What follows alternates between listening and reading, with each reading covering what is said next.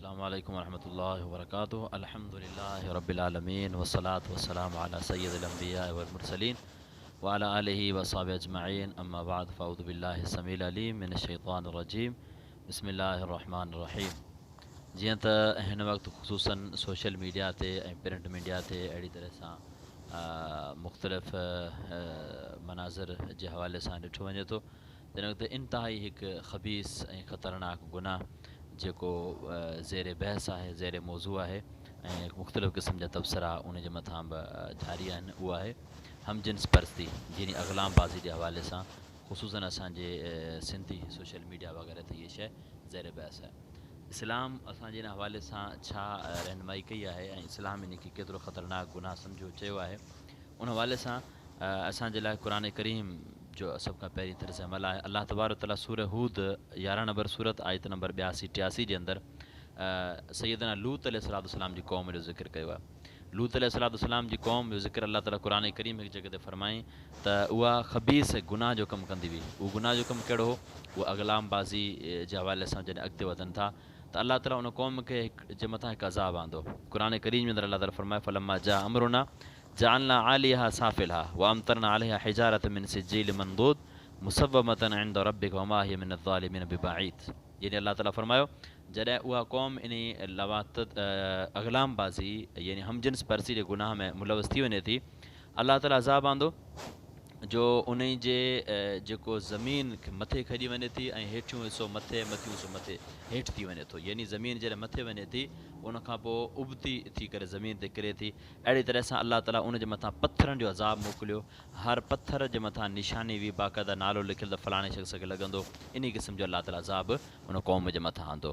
अल्लाह ताला क़ुर करीम जे अंदरि उन क़ौम जो ज़िक्र कयो जेका इन क़ौम जे अंदरि जेको इन गुनाह जे अंदरि मुलविस हुई। रसूलुल्लाह सल्लल्लाहु अलैहि वसल्लम फ़रमाइनि था, सुनन इब्न माजा जी रिवायत 2563, जामे तिरमिज़ी 1457 पाण त इन अख़वफ़ मा अख़ाफ़ु अला उम्मती अमल क़ौम लूत। यानी मुंहिंजी उम्मत में सभ खां जेको वॾो मूंखे डपु आहे जंहिंजे अंदरि मुंहिंजी उम्मत वारा मुलविस थींदा उहो क़ौम लूत जो जेको गुनाह आहे, यानी उहो अग़लाम बाज़ी जो गुनाह। अहिड़ी तरह सां रसूलुल्लाह सल्लल्लाहु अलैहि वसल्लम जी सज़ा छा ॿुधाई आहे?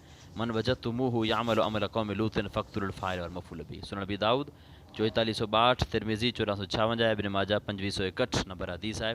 रसूलुल्लाह सल्लल्लाहु अलैहि वसल्लम फ़रमाईंदा जंहिं माण्हू खे तव्हां इन ख़बीस गुनाह जे अंदरि मुलविस ॾिसो त ॿिन्ही खे तव्हां क़तलु करे छॾियो। यानी ज़्यादती करण वारे खे क़तलु करियो जंहिंसां ज़्यादती, पर शर्त आहे जंहिंसां ज़्यादती थिए पई उहो मजबूर न हुजे, उहो ईअं सम्झो त मासूम ॿार न हुजे, जंहिंखे सुरत न हुजे, या इन हवाले सां उहो ज़बरदस्ती उन सां फ़ैल नथो थिए बल्कि ख़ुशी सां जेकर फ़ैल थिए थो ऐं उहो सम्झदार आहे त पोइ उन ॿिन्ही खे तव्हां क़तलु करे छॾियो। ॾिसो ज़िना ख़तरनाक गुनाह जो कमु आहे। ज़िना पर नबी अलैहिस्सलाम फ़रमाईंदा जेकॾहिं शादीशुदा उनखे रजम करियो, गैर शादीशुदा त उनखे तव्हां 100 फटका हणो ऐं जेको साल लाइ जलावतन करे छॾियो। पर हीउ उहो ख़बीस कमु आहे जेको ज़िना खां बि ख़तरनाक आहे। नबी अलैहिस्सलाम फ़रमाईंदा त उन में तव्हां शादीशुदा गैर शादी को शर्त कोन्हे, डायरेक्ट तव्हां क़तलु करे छॾियो। ऐं कंहिं इंसान खे मुस्लमान खे क़तलु करणु कहिड़ो गुनाह जो कमु आहे? पर नबी अलैहिस्सलाम फ़रमाईनि था जेकॾहिं को माण्हू या क़ुर करीम जे अंदरि अल्लाह ताला फ़रमायो जेकॾहिं उन जा वारिस क़ातिल खे माफ़ु कनि था त करे सघनि था, पर हिन गुनाह जे अंदरि अहिड़ी का बि गुंजाइश कोन्हे। न उनखे माफ़ी जो पहलू मौजूदु आहे, न उन जे लाइ शादी गैर शादीशुदा जो पहलू मौजूदु आहे, डायरेक्ट उन जे लाइ क़त्ल जो हुकुम आहे।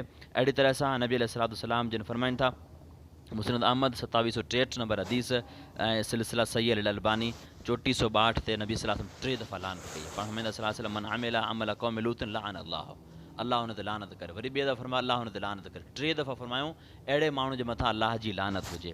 अहिड़ी तरह सां हज़रत अली रज़ी अल्लाह ताला अन्हु जो साम्हूं हिन क़िस्म जो केस अचे थो सुनन बैहक़ी 8 जिल्द 232 सफ़े ते त हज़रत अली रज़ी अल्लाह ताला अन्हु अहिड़े माण्हू खे रजम कराए छॾियो, पत्थर ने ख़तमु करे छॾियो। इब्न अब्बास रज़ी अल्लाह ताला अन्हु फ़रमाए थो जेकॾहिं अहिड़ो क़िस्म जो केस अचेव वटि वॾे जबल तां उनखे हेठि किरायो ऐं उनखे पत्थर हणी करे जेको तव्हां ख़तमु करे छॾियो। सुनन बैहक़ी में इहो फ़ैसिलो मौजूदु आहे इब्न अब्बास रज़ी अल्लाह ताला अन्हु जो। नबी सल्लल्लाहु अलैहि वसल्लम इन क़िस्म जा जे हवाले सां सभु क़िस्म जा असबाब बंदि कया आहिनि। रसूलुल्लाह सल्लल्लाहु अलैहि वसल्लम फ़रमाईंदा मुस्लिम 368 नंबर हदीस पाण फ़रमाईंदा सल्लल्लाहु अलैहि वसल्लम त 2 मर्द या 2 औरतूं हिकिड़ी चादर में गॾु नथा सुम्ही सघनि।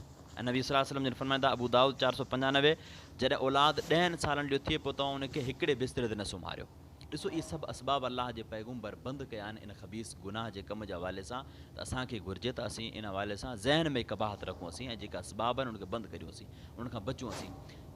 इमाम इब्न जोज़ी रहमहुल्लाह तलबीस इब्लीस में हिकिड़ो वाक़ियो आंदो आहे। तलबीस इब्लीस किताब जे अंदरि इमाम अहमद बिन हंबल रहमहुल्लाह हिकिड़े माण्हू खे ॾिसे थो, उन सां गॾु हिकिड़ो नंढो छोकिरो आहे। पाण इमाम साहब फरमाइनि था या अबा अली ए अबू अली ला तमशी मा हादर ग़ुलाम फ़ि तरीक़, हिन छोकिरे सां गॾु तूं रस्ते ते न हलंदो कर। माण्हू ग़लति सम्झंदा, चवणु लॻो इमाम साहब हीउ मुंहिंजो भाणेजो आहे, हीउ मुंहिंजो भाणेजो आहे। पर चईं त तोखे त ख़बर आहे भाणेजो, पर हर माण्हू खे कहिड़ी ख़बर अथई तुंहिंजो भाणेजो आहे। शैतान मुमकिन ॿियनि जे ज़हन में तुंहिंजे बारे में ग़लति तसवुरु जेको सो ॾियारे, तंहिंजे करे तूं जेको सो इन ग़लति तसवुर खां बचंदो कर।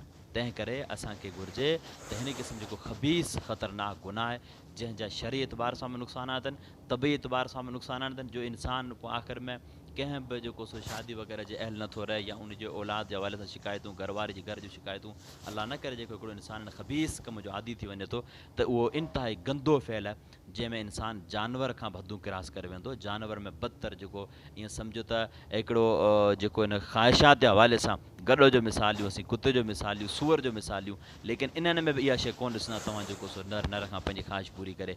जॾहिं इंसान इन क़िस्म जो अमल कंदो, सम्झे जानवर इन्हनि खां बि इंसान बदतर जेको सो थी वेंदो आहे। तंहिं करे अलाह ताला खां दुआ आहे जेके बि इन क़िस्म जे कम में मुलविस या जिन जूं ख़बरूं, जिन जा जेको तस्वीरूं वग़ैरह मीडिया जे मथां अचनि पियूं, अलाह उन्हनि खे हिदायत नसीब फ़रमाए, ऐं अहिड़ी तरह सां अलाह ताला सां सभिनी मुस्लमाननि खे इन क़िस्म जे असबाब खां बचण जी तौफ़ीक़ था फ़रमाए। अस्सलामु अलैकुम वरहमतुल्लाह।